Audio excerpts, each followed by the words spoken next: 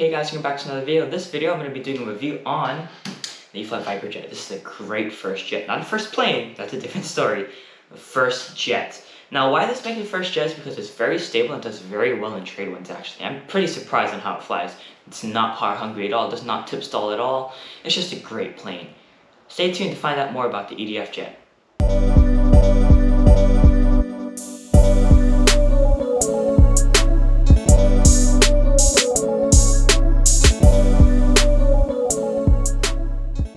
So like I've mentioned, this is my first EDF jet. It is not power hungry at all, it's just a great flying jet. It's very stable, does good in winds, and glides well. We'll talk about the flights later, but let's go ahead and get into some specs. I have my notes here. It has my 1850 kV motor, E-flite's kV motor, not why I said my. And there's a 70 amp ESC with an EC5 connector. Unfortunately, it's not IC5, it's an EC5. I really wish it integrated that Spectrum Smart technology in there so I can get that telemetry on my Nx6. I really wish it did that. And there are 9-gram metal servos, I can't speak today, 9-gram metal servos around the aircraft, which is great. They've upgraded the receiver to an AR631, as I've mentioned before, and there's a 12 blade fan in here, which makes the sound of the jet just amazing. Like I've mentioned, no smart tech, what a bummer. But the battery I'm using here is actually a pretty good battery. This is my first 6S pack ever. The only packs are in my ammo box is 4S and 3S packs. But this battery is great. I am using a 3500 25C 6S Roaring Top pack. The Roaring Top batteries, absolutely good. They're cheap and they're good batteries. I know if it's cheap, it may be a red flag, but it is good batteries. I've had Roaring Top for about a year now, and these batteries are great. I love them so much. More info about the batteries will be in the description below. Like I mentioned, 6S 3500 25C pack does get me a lot of flight time, and actually I'm always on maxed out, and it does give me pretty good flight time. Alright, aircraft setup and CG's next. Stay tuned. So now setting up this aircraft, very simple wing type. It's one aileron, one flap. For my rates, I'm going high rates. I'm going 100% all around, no expo. I actually don't like expo. For low rates, I'm going 70% all around, no expo. Surprisingly, the servos actually don't offer much throw. For my high rates, I tried 125%, but I saw no difference from going to low rates to high rates. From 100% to 125%, because I assigned it to a 3 precision switch. So first is 70, 100, and 125. I tried 125, so I went from 100 to 125. Never saw any difference. So I just put for my high rates 100% and then 70% for low rates. Just great rates to me. It does fly very well. High rates for under 100% is actually kind of a lot. It almost banks at a 90-degree angle.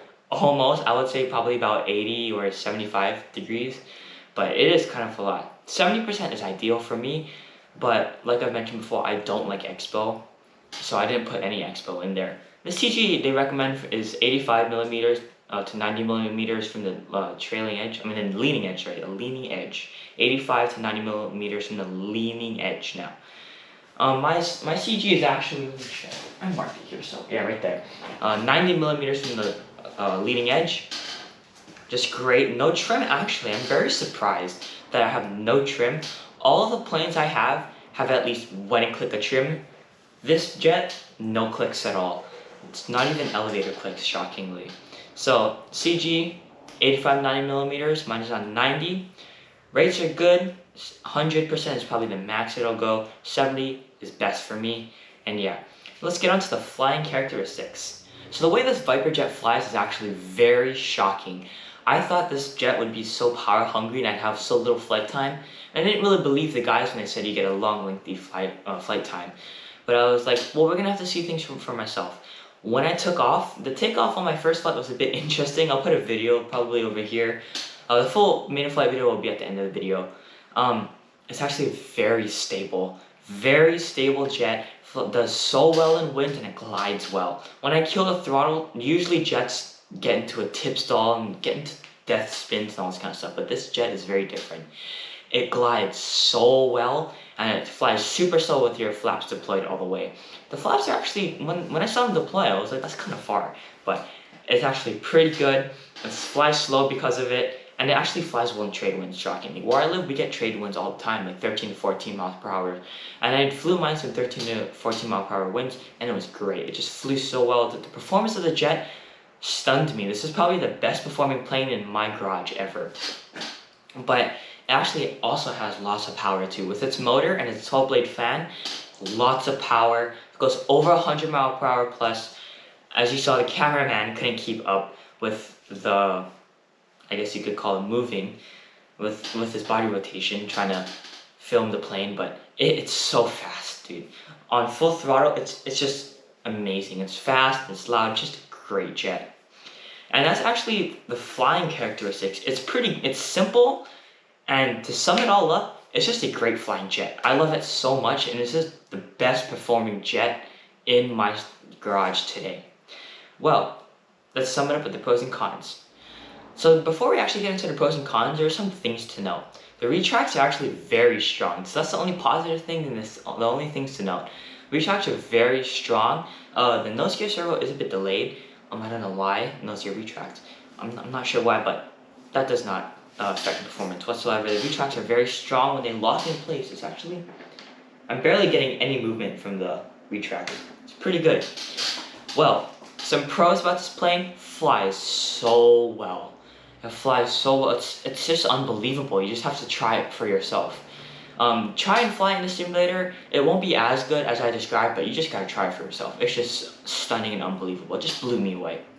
Is this a good first plane? Yes, it is. Oh, the cons. I'm getting distracted here. So some cons actually is that my package actually came in kind of dinged here.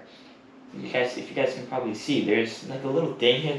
The wing is kind of messed up, and the paint is scuffed over here, and that's probably the only con actually. It's just so nice and like, but mine did come with a ding from here, there, and I think another one, yeah, right there. But it's nothing much. It's just some simple factory errors like that.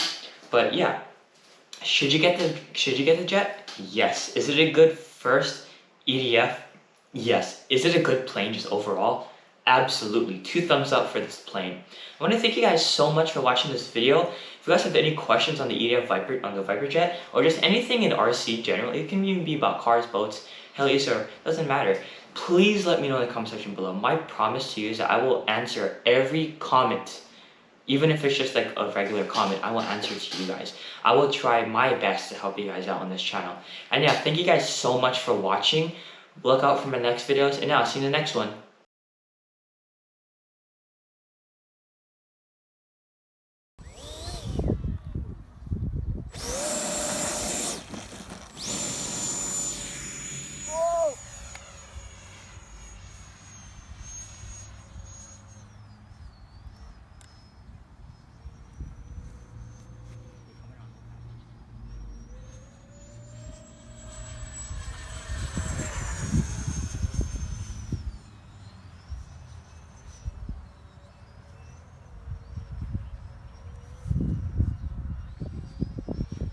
Oh, it's hard to see, man.